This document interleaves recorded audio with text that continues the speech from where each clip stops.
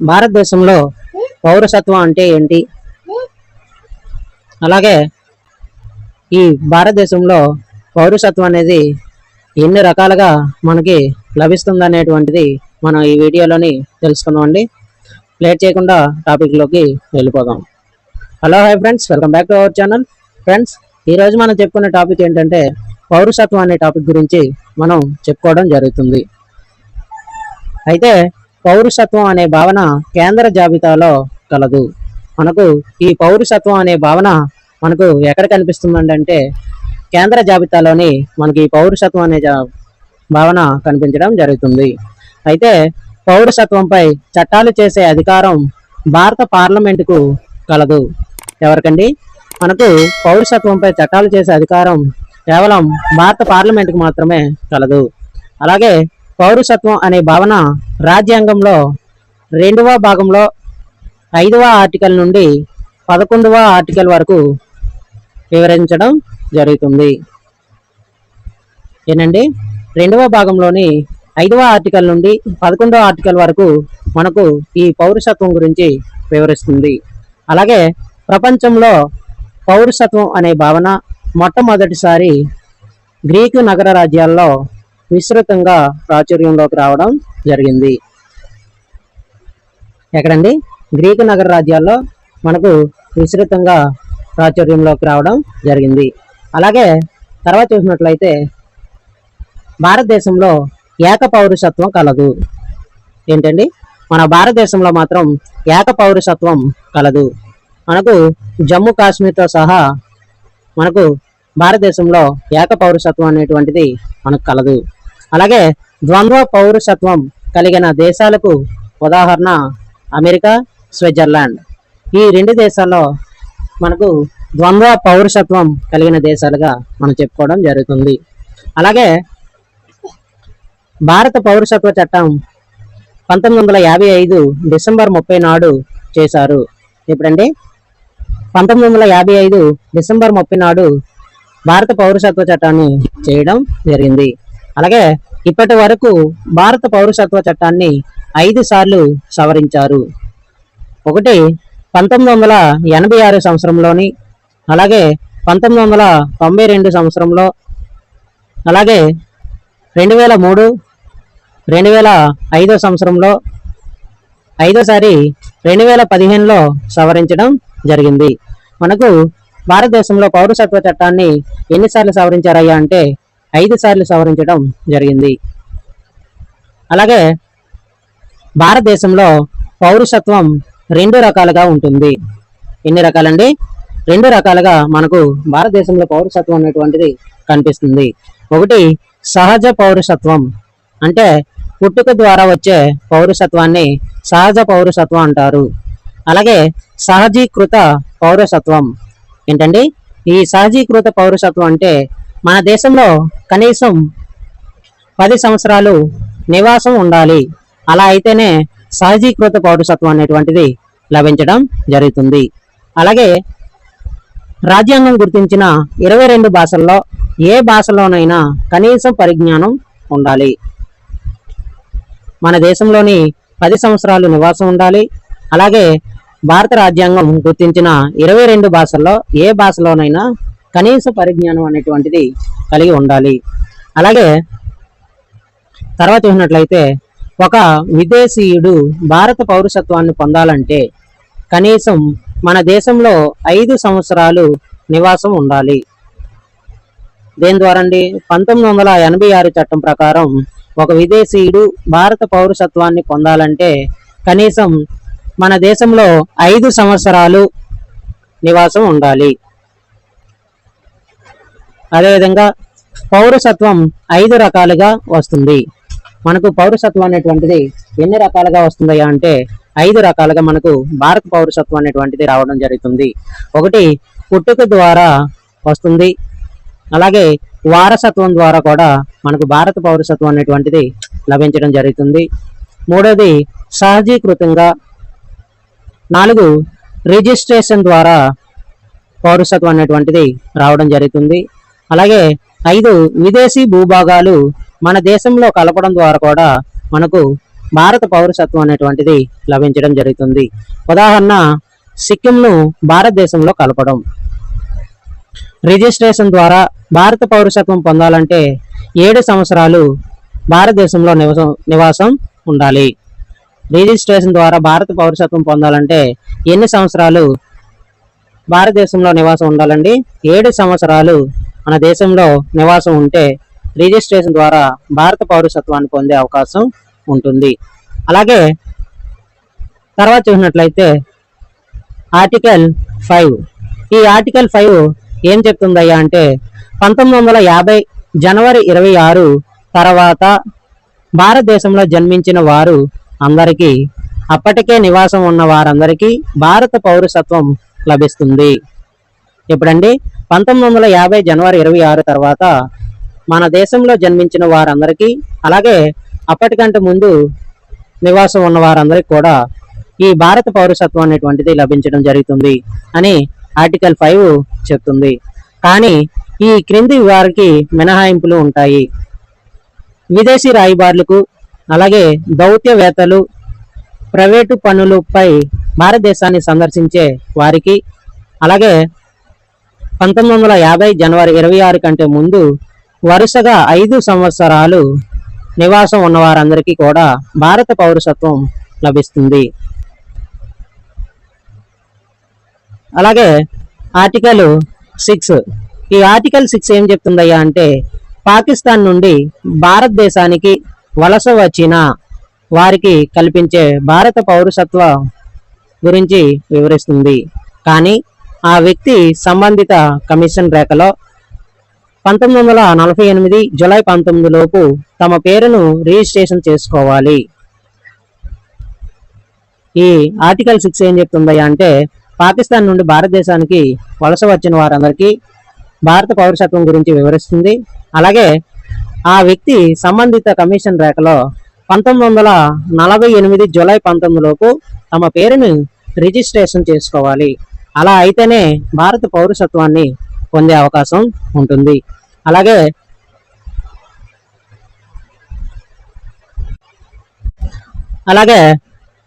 తర్వాత చూసినట్లయితే ఆర్టికల్ 7. ఈ ఆర్టికల్ 7 ఏం చెప్తుందయ్యా అంటే భారతదేశం నుండి పాకిస్తాన్ వెళ్ళి అక్కడ స్థిరపడి ఆ దేశ విధానాలు నచ్చక తిరిగి భారతదేశం వచ్చి వారికి కల్పించే భారత పౌరసత్వం. ఏంటండి? భారతదేశం నుండి పాకిస్తాన్కి వెళ్ళి అక్కడ స్థిరపడి కానీ అక్కడ విధానాలు నచ్చక మళ్ళీ భారతదేశానికి వచ్చిన వారికి కూడా ఈ భారత పౌరసత్వం అనేటువంటిది కల్పించడం జరుగుతుందని మనకు ఆర్టికల్ 7 ద్వారా తెలియజేస్తుంది. అలాగే కానీ ఆ వ్యక్తి 1947 మార్చి 1 లోపు సంబంధిత రేఖలో తమ పేరును నమోదు చేసుకోవాలి. ఎప్పుడండి?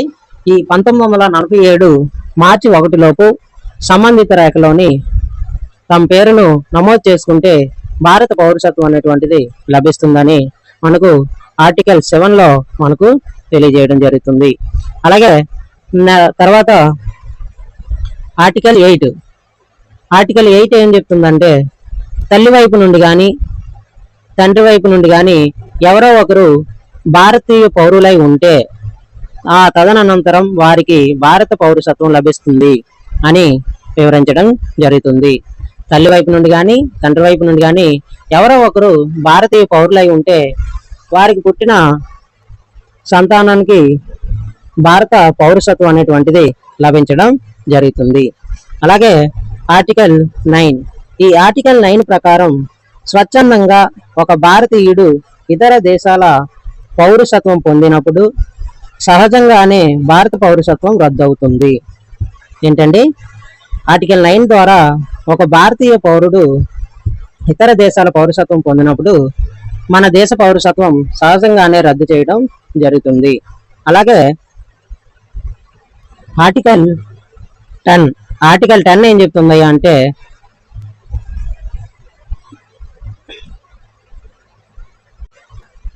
ఈ ఆర్టికల్ 10 ప్రకారం భారత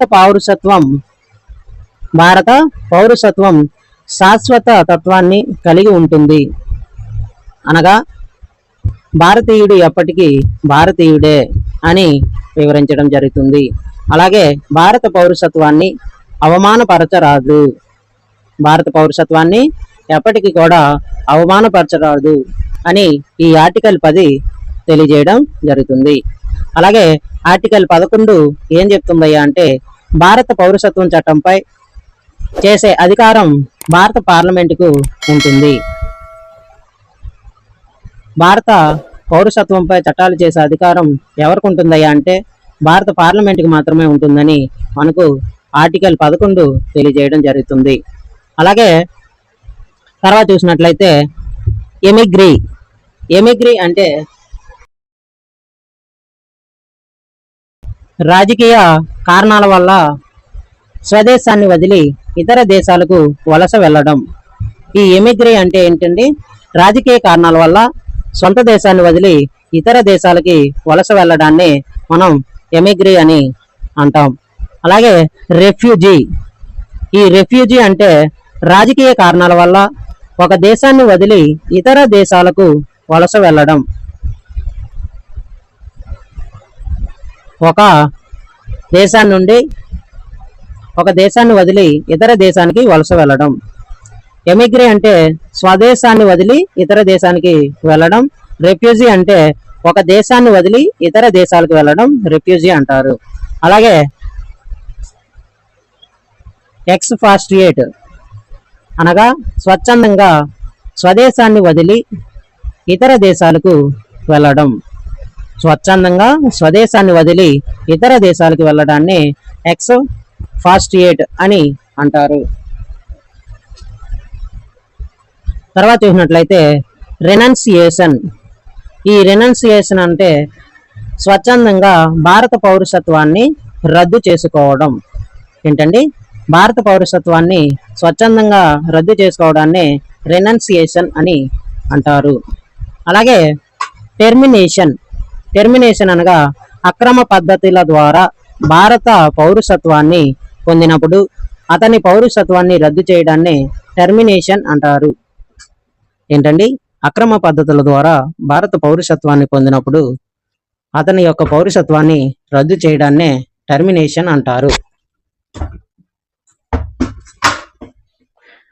డిప్రివేషన్ అంటే భారతదేశ రహస్య సమాచారాన్ని ఇతర దేశాలకు చేరవేసిన మన దేశం పౌరసత్వం పొందిన 7 సంవత్సరాల్లో మొదటి 5 సంవత్సరాల్లో ఇతర దేశంలో కాక 2 సంవత్సరాలు జైలు శిక్ష విధిస్తే అతని యొక్క పౌరసత్వాన్ని బలవంతంగా రద్దు చేయడం జరుగుతుంది.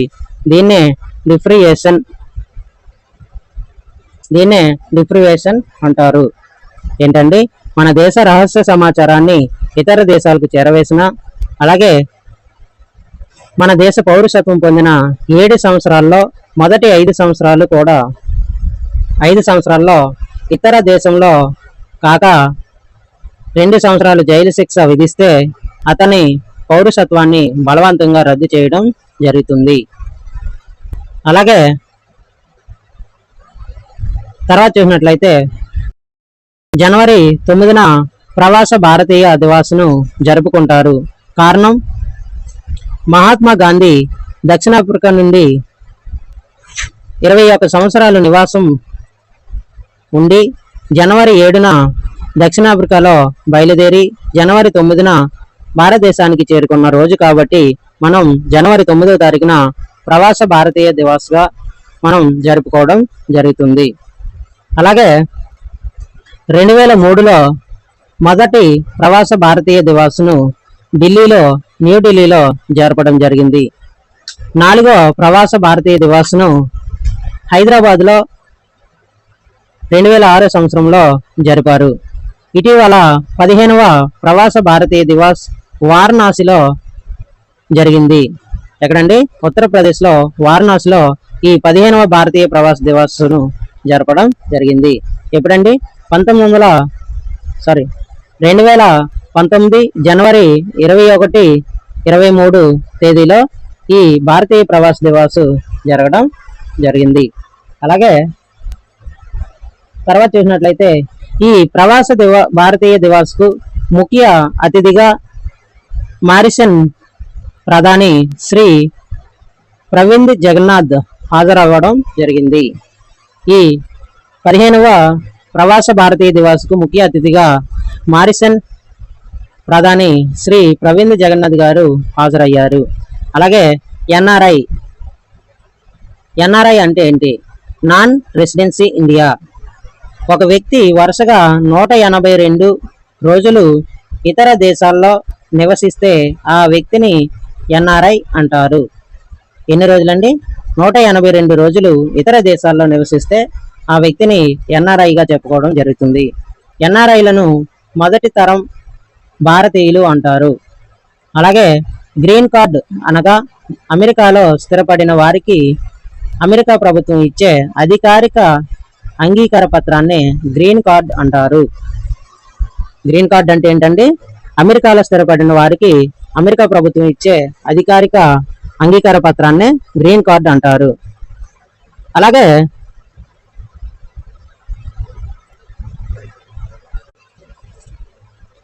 అలాగే PIO persons of Indian ఆర్జిన్. PIO అంటే ఏంటండి? పర్సన్స్ ఆఫ్ ఇండియన్ ఆర్జిన్ అనగా ఒకప్పుడు భారతదేశంలో ఉండి భారత పౌరసత్వాన్ని రద్దు చేసుకుని ఇతర దేశాలకు వెళ్ళి అక్కడ స్థిరపడి తర్వాత వారికి కలిగిన సంతానాన్ని పిఐఓ అంటారు. ఉదాహరణ, అమెరికాలో లూసియానా రాష్ట్రానికి 2వసారి ఎన్నికైన బాబీ జిందాల్. ఈ పిఐఓ అంటే ఏంటండి?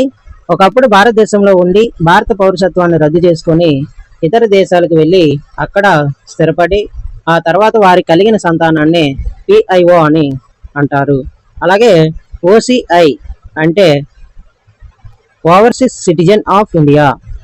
ఓవర్సీస్ సిటిజన్ ఆఫ్ ఇండియా అనగా 1955 భారత పౌరసత్వం చట్టం ప్రకారం అప్లై చేసుకున్న వారికి ఓసిఐ కార్డును 2005 డిసెంబర్ 2న జారీ చేస్తున్నారు. ఎప్పుడండి?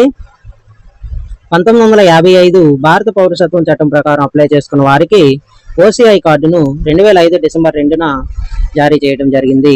అయితే ఈ ఓసిఐ కార్డును పొందడానికి పెద్దవారికి 15,000 రూపాయలు, పిల్లలకు 7,500 రూపాయలు చెల్లించడం జరుగుతుంది. అలాగే ఈ ఓసిఐ కార్డు పొందిన వారు 15 సంవత్సరాలు మన దేశంలో ఉండడానికి అవకాశం ఉంటుంది. ఈ ఓసిఐ కార్డు ఉంటే భారతదేశంలో 15 సంవత్సరాలు మన దేశంలో నివసించడానికి అవకాశం ఉంటుంది. అలాగే ఒక భారతీయుడు పెట్టుబడి పెట్టి పరిశ్రమలు స్థాపిస్తే ఎలాంటి రక్షణలు సదుపాయాలు ఉంటాయో అవన్నీ ఓసిఐ కార్డులదారుకు ఉంటాయి. కానీ వీరికి ఎలాంటి రాజకీయ హక్కులు ఉండవు. అంటే ఓటు వేసే హక్కు, ఎన్నికల్లో పాల్గొనే హక్కు కూడా వీరికి ఓసిఐ కార్డుదారులకు ఉండదు. కానీ వీరికి విశ్వవిద్యాలయాల్లో ప్రత్యేక రిజర్వేషన్లు ఉంటాయి. ఎక్కడండి? విశ్వవిద్యాలయాల్లో ప్రత్యేక రిజర్వేషన్లు అనేటువంటివి కల్పించడం జరుగుతుంది ఈ ఓసిఐ కార్డుదారులకు. ఇటీవల 2015లో పిఐఓ ప్లస్ ఓసిఐ కార్డులు రెండింటిని కలిపివేసి ఓవర్సీస్ ఇండియన్ కార్డు హోల్డర్ స్కీమ్గా పేరు మార్చడం జరిగింది. ఎప్పుడండి? 2015లో ఈ 2 కార్డులను కలిపి ఓవర్సీస్ ఇండియన్ కార్డు హోల్డర్ స్కీమ్గా పేరు మార్చడం జరిగింది. ఓకేనా ఫ్రెండ్స్? ఇది ఇవాళ వీడియో. మనం ఈ వీడియోలోని భారత పౌరసత్వం గురించి మనం కంప్లీట్గా క్లాస్ అనేటువంటిది చెప్పుకోవడం జరిగింది. మీకు ఈ వీడియో నచ్చినట్లయితే లైక్ చేయండి, షేర్ చేయండి, అలాగే మన ఛానల్ని సబ్స్క్రైబ్ చేసుకోండి. పక్కన ఉన్న బెల్ సింబల్ నొక్కినట్లయితే మీకు వీడియో అప్లోడ్ చేసిన వెంటనే నోటిఫికేషన్ రావడం జరుగుతుంది. Thanks for watching.